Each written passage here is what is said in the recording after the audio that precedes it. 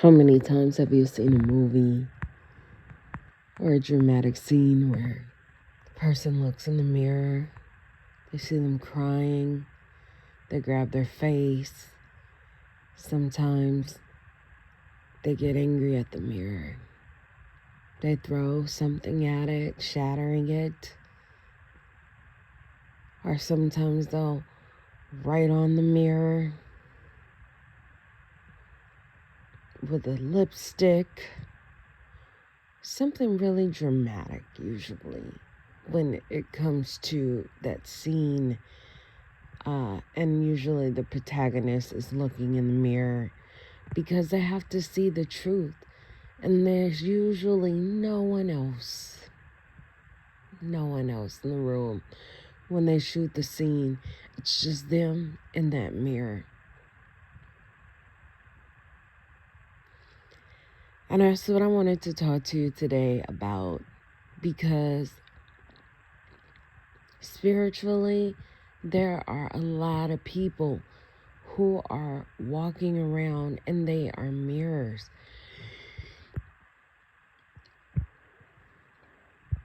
They could be your coworker, friend, or family member. Sometimes it could be a stranger on the street. Sometimes it could be your pastor, or maybe you have been going to the church for years, and then you go up for prayer and there is a missionary or a minister on the altar who is ministering to you in your ear, and they're telling you something about yourself, prophesying to you, and through prophecy or prayer, there's a revelation. There's a revelation of what you're doing wrong or what you've done wrong. Maybe, possibly, someone that you used to know they've completely shut down from you because you've offended them. And even though what you said was true, it was a hard truth, and they shut down from you. They don't want to talk to you anymore. You've rubbed them the wrong way.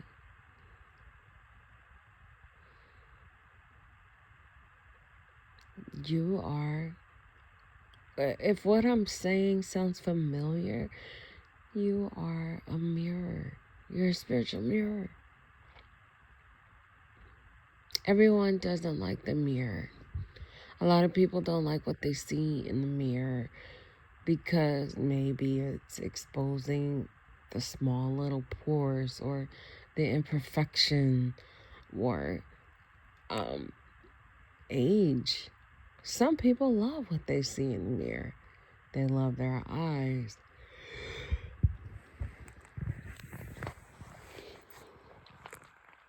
They love their teeth. And some people look in the mirror and see opportunity for change and growth. Whether it's they want to dye their hair blonde because they're going gray, or want to put some highlights in because they see a little gray. Maybe they go and get braces because their smile is slightly off, or they want to gain or lose a few pounds. However you look at it, the mirror doesn't lie. And a lot of times, we are mirrors in the spirit.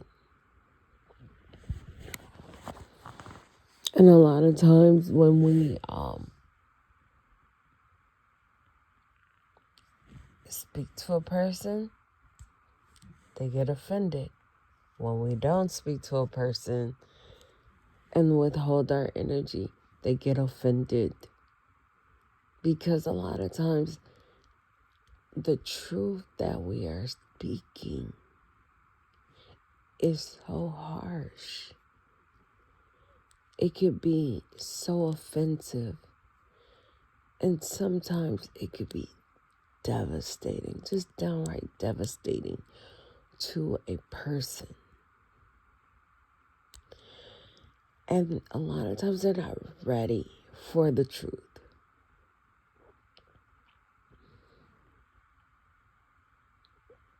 You become the enemy.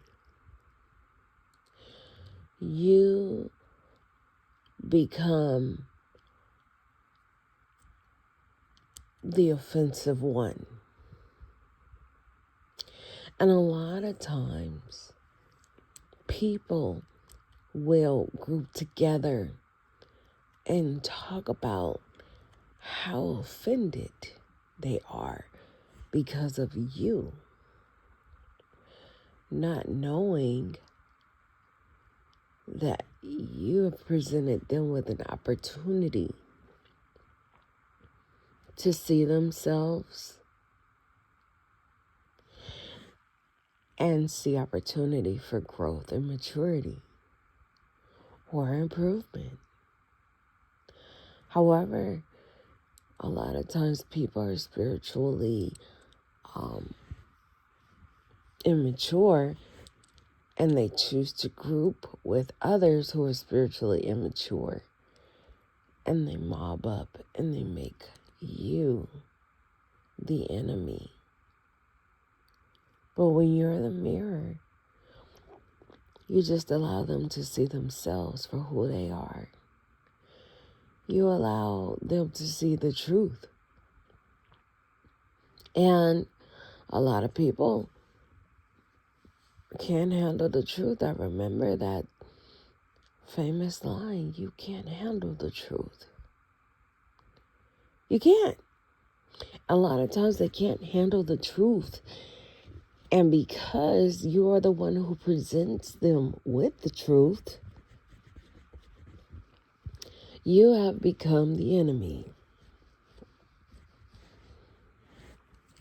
There's a lot of people that don't like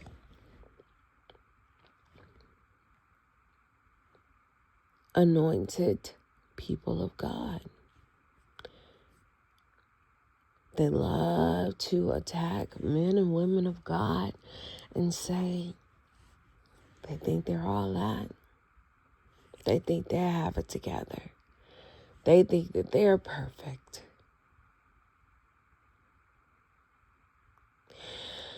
When in actuality, they are not perfect, and they know that. They'll be the first to say, hey, I'm not perfect. I make,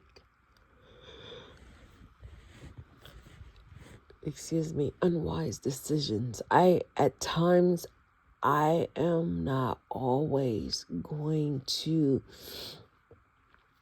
be perfect.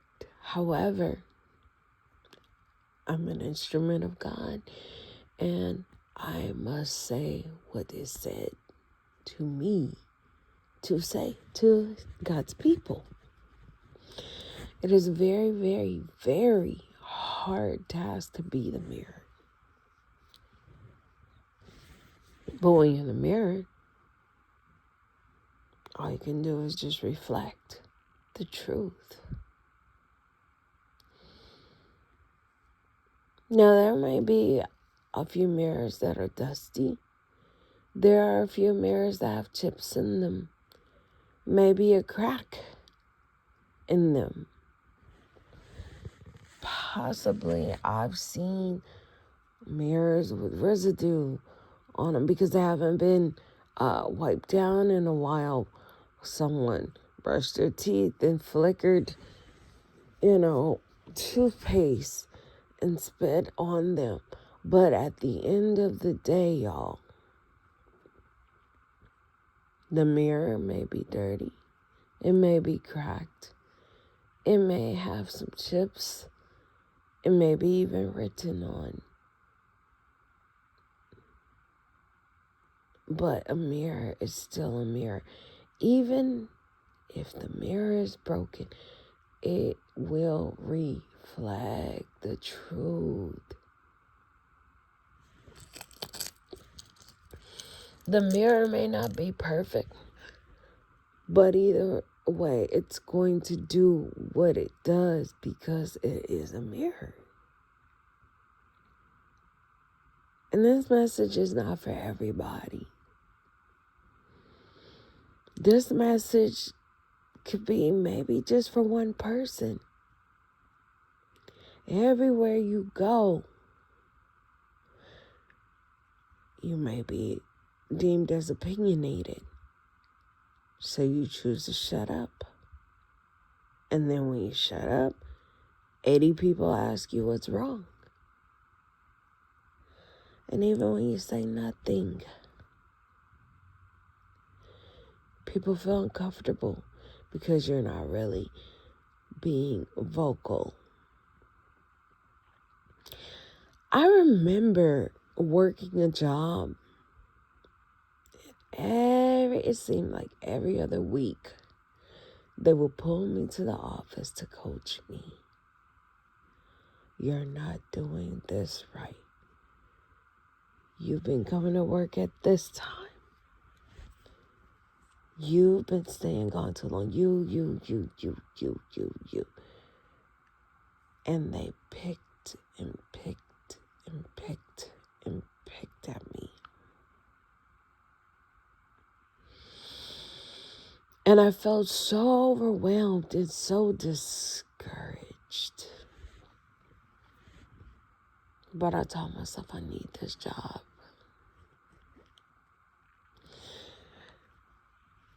And so I worked on myself. And I began to be at work on time, take shorter breaks. I began to take my job seriously as far as sales went. I began to iron my uniform. And I would come to work and I would do my job. And I would take the extra time to clean and organize and do what was asked of me. And at first, I just felt so beat down. I felt discouraged. I felt attacked. I felt so bullied.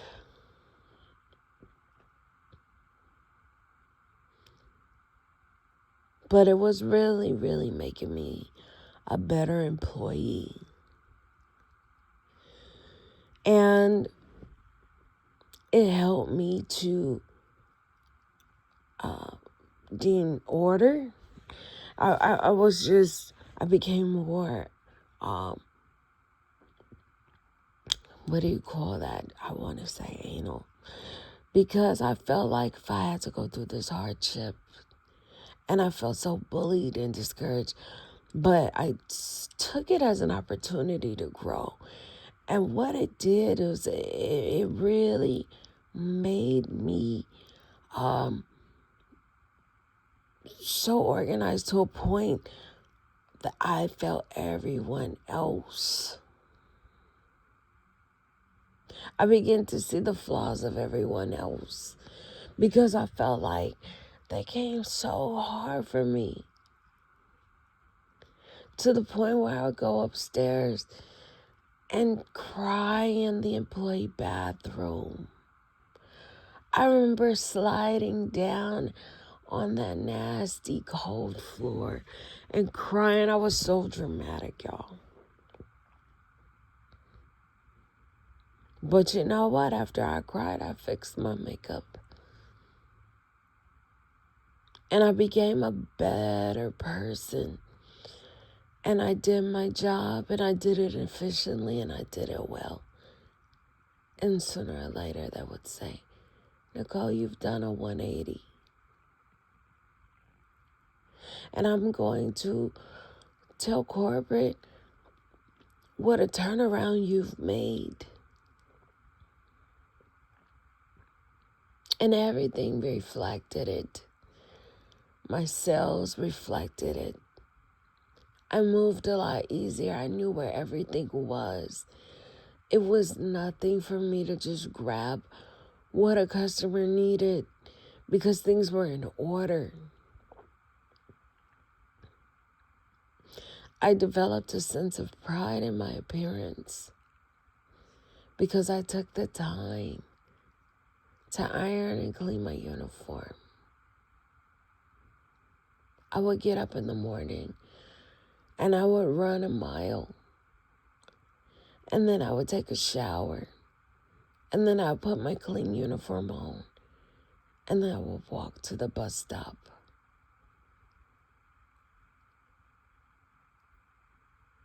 And it would be like 4 long blocks. And I'd take the bus to work, and I would be early. I was no longer just on time. And I'd walk around and I'd greet everybody. And people would see me. And coworkers would see me. And they would be able to sense this newfound confidence that I had. And instead of them saying, wow, Nicole is really doing a good job,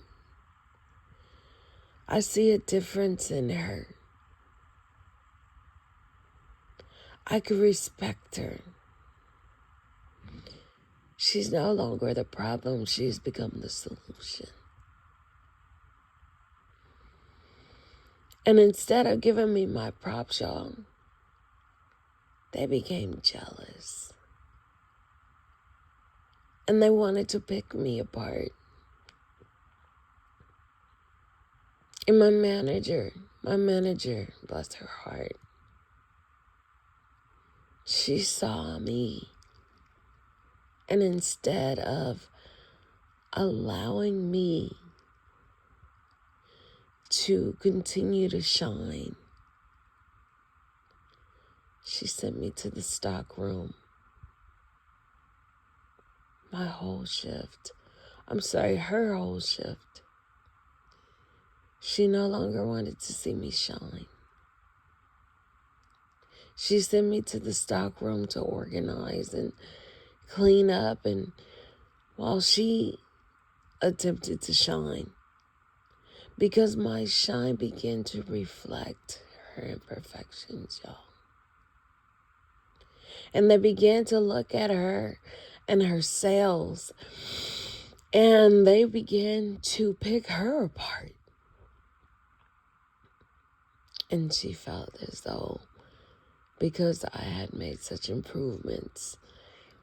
But see, it was cool when I was not a good employee. I was unorganized. It was cool when I showed up late. It was cool when my uniform was dirty because it gave her a chance to shine.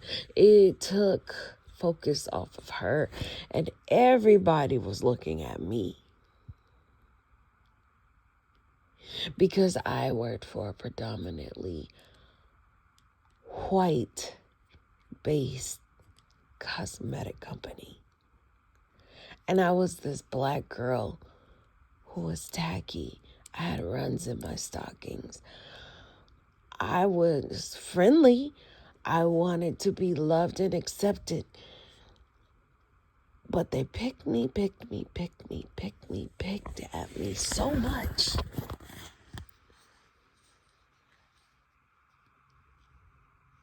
And I didn't, in the beginning I felt attacked, I felt bullied, but I looked at it as an opportunity, and I got myself together, and it developed a form of jealousy. And it allowed people to look at my boss and see her shortcomings.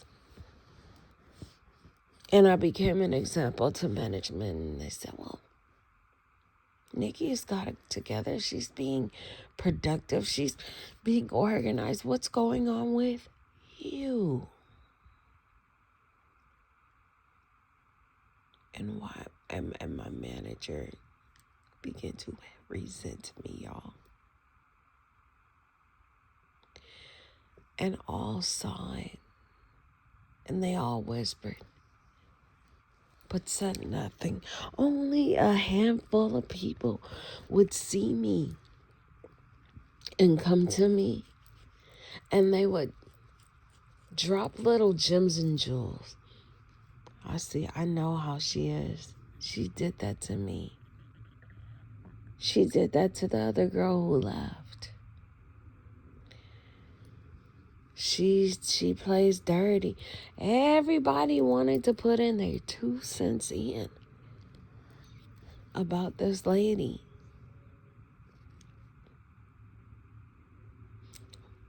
But no one stood up for me, y'all.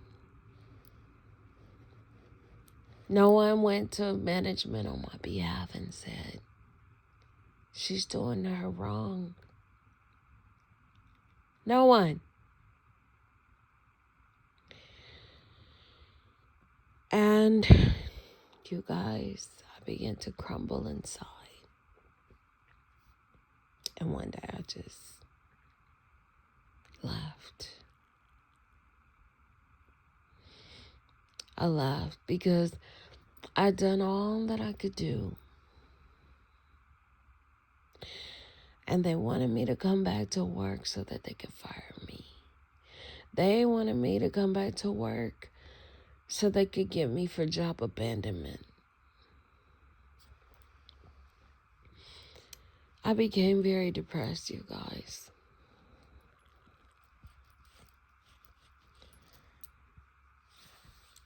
To a point where I was just like, God, I did everything they wanted me to do. I became everything and that I thought they wanted me to be. And once I did, it had an adverse effect on my boss to where she resented me. She couldn't work with me. She couldn't look at me. She just could not stand me. However, they couldn't fire me because I was doing my job.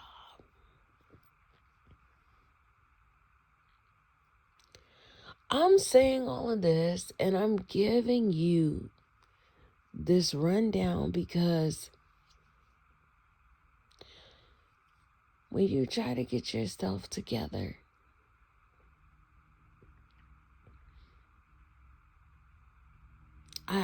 somebody put the mirror up to me and I saw it as an opportunity to get myself together, and I did.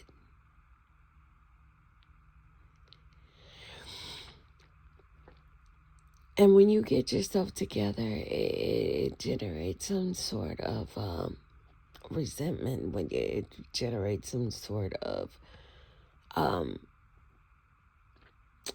of, who does she think she is? Or she thinks she's better than us. And I began to dim my light, y'all. And I didn't know who to trust. And people would come to me, and I was young, so they fish for information, and I'd tell them my feelings. And they would all go back to each other and go to lunches with each other. Never once invited me, but I knew I was the topic of discussion. They all knew how I felt. They all listened to each other and gave their opinions on how I felt, based on what I had told them and what I shared with them. And I became very depressed and alone.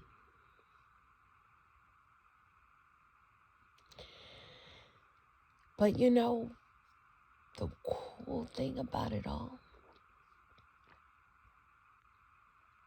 was I began to fast. I would bring my Bible and I would drink lemon water and I would read my Bible. I didn't tote my Bible around for all to see. I would go to the little bistro sitting that overlooked the rest of the mall, because you guys, I worked for, I won't say, a very, very prestigious department store. I'll just say that. And they had a cafe, and I sat outside in the mall and I read my Bible and I drank my water and I began to drop weight. And you guys, I had dropped so much weight because of the fasting and the praying. And I did not do it to be skinny. I did it to seek God because I felt like I had done everything these people wanted me to do. And it still wasn't right. So I began to seek God's knowledge. And I remember the cackling across the way at a separate table. And I remember that manager who would be so mean to me, who would be on my boss's side. I remember her coming over to me and talking to me. And I can't remember exactly what she said, but I want to say that she came over to be nosy. And she looked down and she saw that I was drinking my lemon water and reading the Bible.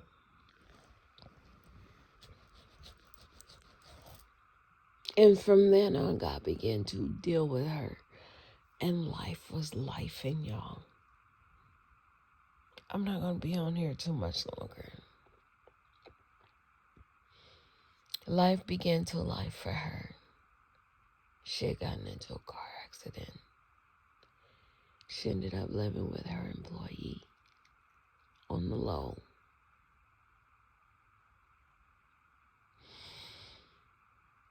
And she began to fear me. But not in a way where she was afraid of me. But she began to respect me. Because God was doing a work in me. And his light began to shine. And she saw the glory of the God. And the glory of God rest upon me. And then she became convicted. And conviction began to set in. And the person that was advocating for my manager to bully me, who was my manager's manager,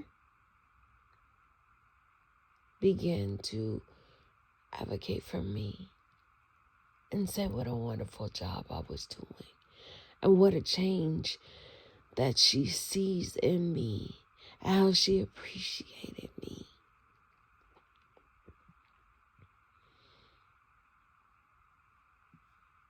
It was like the book of Scrooge, when he had to go to Tiny Tim and bless him because life got to life, and the threats began to overtake him, and he had seen all that he had done and how he had affected people.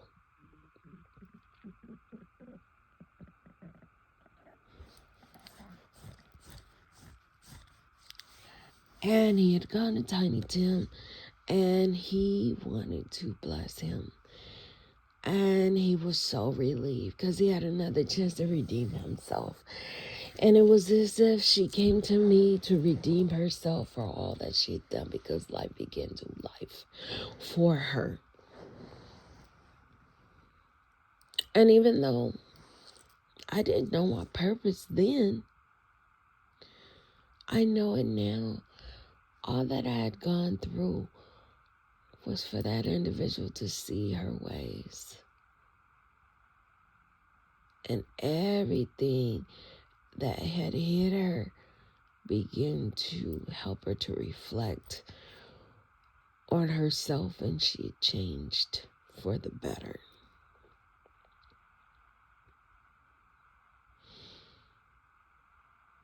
When you are called by God and God calls you to separate and consecrate yourself in your life,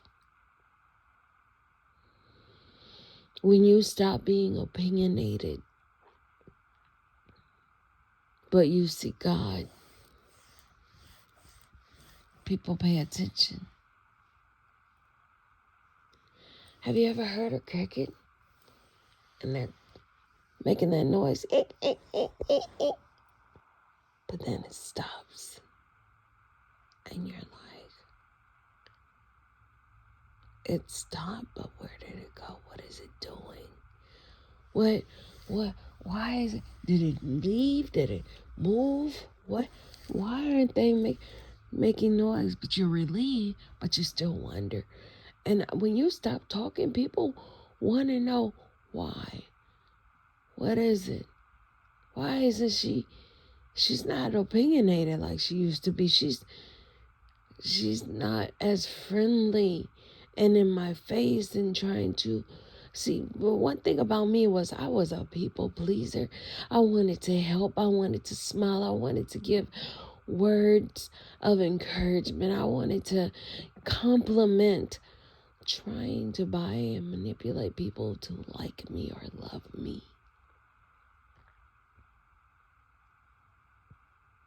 But when I began to take the time to really love God, I could hear him and I began to change. And that's when I discovered that he was doing a work in me. And I became spiritually a mirror for people to see me and see themselves based on how they treated me, the things they said about me, the things that they did. And I would be, the discernment was crazy. And I would just look, and my silence would convict. I could see someone doing something wrong or doing someone wrong. If they would speak bad about someone, I would just be like, oh, and not say nothing. And conviction was set in. You know why? Because they were exposed. My silence exposed them.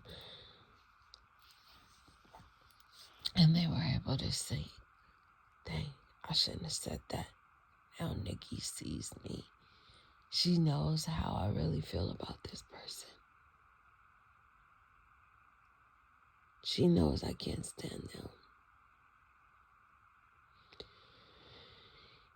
And I became spiritually a mirror, and no one really, they don't like the mirror, y'all. They don't like the mirror, but the mirror becomes a bit more palatable once they see the truth and they make the adjustments, they make the changes. You look in the mirror and you say, I don't like my pores. So you go out and you buy products that promise to shrink your pores. And you use the product and you say, oh, it's working. Oh, my skin looks better. You say, I don't like my eyes. My eyes are a little yellow. So you do your research and you go to the doctor and you get these eye drops that make your eyes whiter. The mirror could be beneficial. And once you see yourself, it presents an opportunity to change and you could become better. But a lot of people, y'all, they don't like the mirror, and they all get together and they all discuss how the mirror made them feel. And they all discuss their flaws. Have you seen Mean Girls? When there's a scene in Mean Girls where they all are in the room of Regina George. And each of them are telling each other, I don't like this about myself. I don't like that about myself. I don't like this about myself.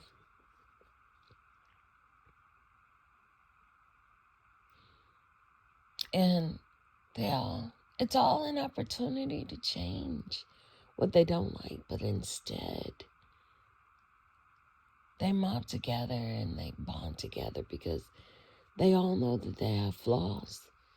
And no one chooses to fix their flaws. They just all sit there and complain. The mirror don't lie, y'all. And spiritually, just know there's a lot of people that are going to be offended. They're not going to like you. They're not going to be able to look at you. Some may even cover you up. Some may even walk by you and don't even want to acknowledge you. Because when they look at you or they deal with you, you are the truth. And the truth is just too much for them. And they have got to live with themselves. And they choose to live with themselves as themselves and never change. And you have to be okay with that. Because you are just who you are. Okay? So, no, you're not perfect. But you are who you are. And your function is your function. So stay close to God. And know that you are doing the work of the Lord. And even if they, as the mirror, spit on you, throw things at you, write on you, never, ever come back and make you whole again by cleaning off that soot from when they brushed their teeth. Never, ever. A lot of people will curse the mirror because it's the truth and they don't like what they see, y'all. But the mirror never did anything to you. You've done it unto yourself. So, mirrors out there, don't get offended. Just shine and be who you are and know whose you are. Okay? I'm Nikki St. Clair. You could have been anywhere, but you chose to be here. And I appreciate you. And I love you. Like, comment, and subscribe, and share if you care. Share it to the next mirror. You're the mirror, but someone you know is having a hard time because they're a mirror and they don't even know it. And they wonder why they don't like me. What is it about me? Why is everywhere I go, I offend people? Whether I talk or I don't talk. Whether I'm friendly or I'm not friendly. What is it about me? I'll tell you this and I'm going to go. I said nothing. I went to get my hair done and I never ever sat in this one stylish chair, never said nothing to her. But she was watching me and how people loved me and how they were drawn to me. And she got me to myself. I think I was going to the car, getting out the car. And she says, I don't know what it is, but I just don't like you. You ain't never did nothing to me. But I don't like you. It's just something about you. And guys, I really did not know how to take that.